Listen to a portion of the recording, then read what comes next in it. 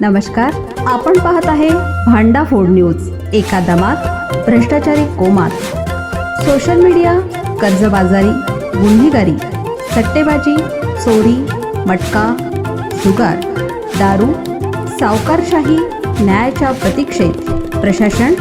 भांडाफोड news, एका दमात भ्रष्टाचारी कोमात। भेंडवडे ग्रामस्थांचं तीव्र आंदोलन। नरंदेतील शरद सहकारी साखर कारखान्यावर मळी मिश्रित पाण्याचा आरोप। नरंदे तालुका हातकणंगले येथील शरद सहकारी साखर कारखान्याकडून सोडण्यात येणाऱ्या मळी मिश्रित वारणा नदीतील पाण्यामुळे भेंडवडे गावातील पिण्याच्या पाण्याचं व शेतीचं मोठं नुकसान होत असल्याचा आरोप करत ग्रामस्थांनी काल तीव्र आंदोलन छेडलं। कारखान्याच्या परिसरात एकत्र येत ग्रामस्थांनी घोषणाबाजी करत तातडीनं उपाययोजना करण्याची मागणी केली। भेंडवडे गावाजवळील नाले व ओढ्यांमध्ये कारखान्यातून येणारं दूषित मळीमिश्रित पाणी सोडलं जात असल्यानं पाण्याचा रंग व दुर्गंधी वाढली आहे। याचा थेट परिणाम विहिरी, बोरवेल तसंच शेतीसाठी वापरल्या जाणाऱ्या पाण्यावर होतोय। पिकांचं नुकसान होत असल्याचं शेतकऱ्यांनी सांगितलंय। जनावरांच्या आरोग्यावरही त्याचा विपरीत परिणाम जाणवत असल्याची तक्रार ग्रामस्थांनी मांडली। वारंवार तक्रारी करूनही कारखाना प्रशासनाकडून ठोस कारवाई होत नाही असा आरोप आंदोलनकर्त्यांनी केलाय। पर्यावरण नियमांचं उल्लंघन थांबवावं, सांडपाणी प्रक्रिया प्रकल्प पूर्ण क्षमतेने कार्यान्वित करावा आणि दूषित पाण्यामुळे झालेल्या नुकसानीची भरपाई द्यावी अशा प्रमुख मागण्या यावेळी करण्यात आल्या।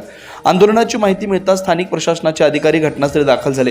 त्यांनी ग्रामस्थांची चर्चा करून कारखाना व्यवस्थापनाशी तातडीनं बैठक घेऊन समस्या सोडवण्याचं आश्वासन दिलं। मात्र ठोस निर्णय होईपर्यंत आंदोलन सुरू ठेवण्याचा इशारा ग्रामस्थांनी दिला।